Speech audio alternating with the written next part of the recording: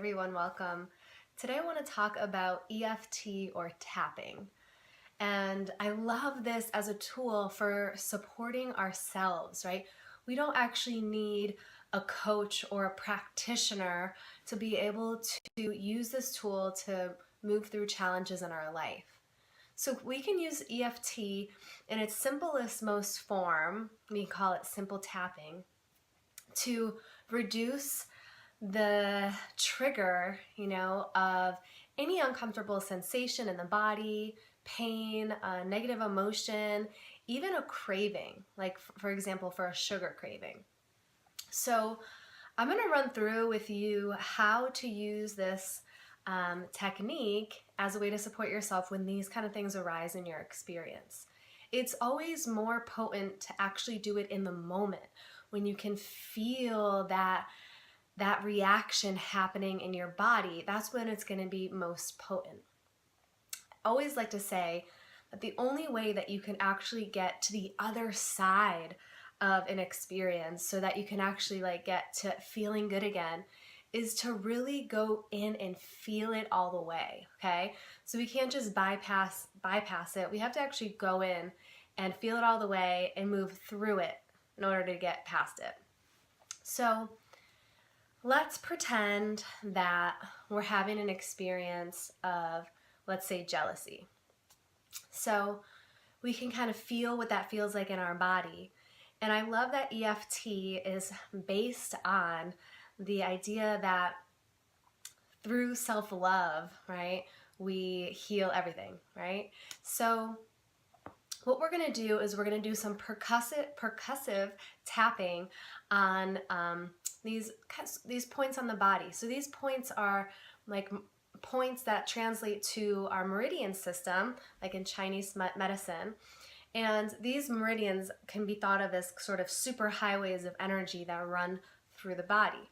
And so as we tap on these points, we're just sending these little little pulses down to sort of clear any blockages that may be happening within those energy systems, right?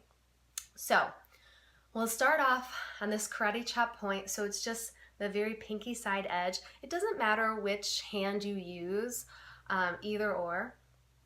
And what we're gonna do is we tap.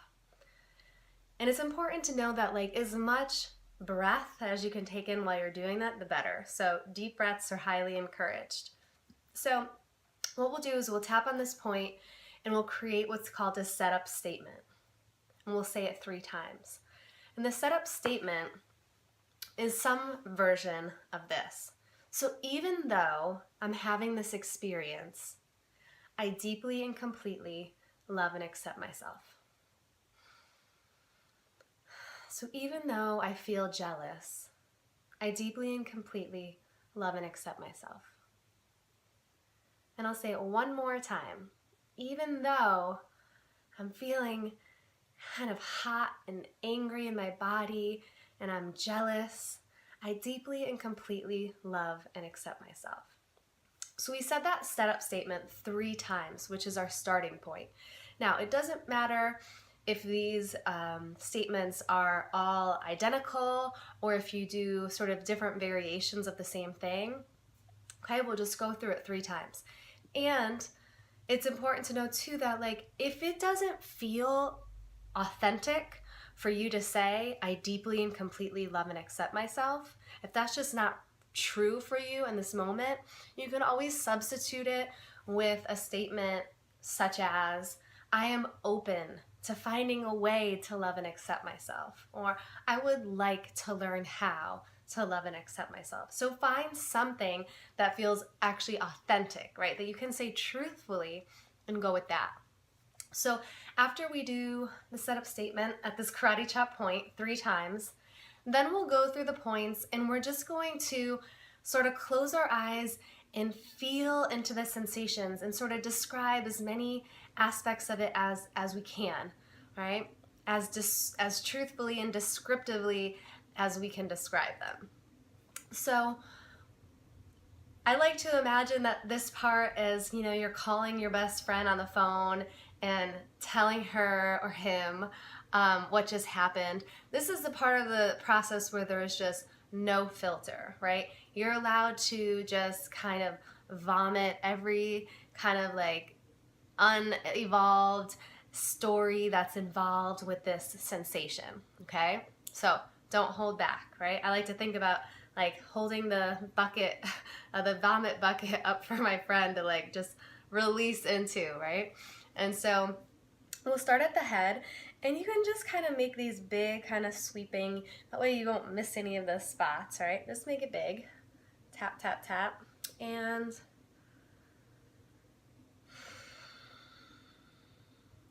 we start to tune into the experience that we're having. So I might say something like, I can't believe he was flirting with her. And then we go down to the eyebrow point. I like to do these with 2 hands, but you can also just do them with 1 hand. I feel so jealous. What, am I not enough for him? Then outside of the eye.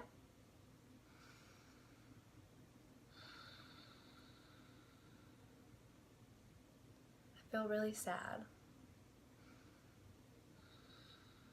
And then under the eye. And I feel pretty pissed off. Under the nose. And I feel like shutting down. I feel like running away. This is too scary. And then right here at the chin. I wish I didn't feel so jealous.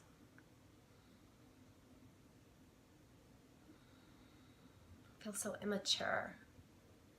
Thought I was beyond this. And then we'll take it to kind of between the collarbone and this kind of sore, tender spot in the chest. So I'll just kind of make big strokes here. I just want to be able to trust my partner. I just want to be able to trust men.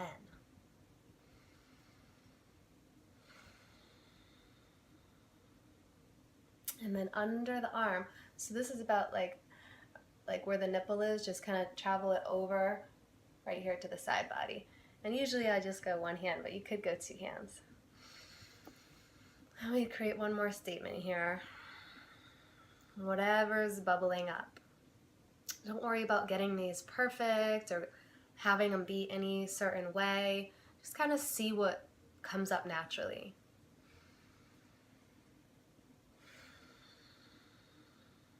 I feel small and unworthy. I'm going to take a nice deep breath after I complete those.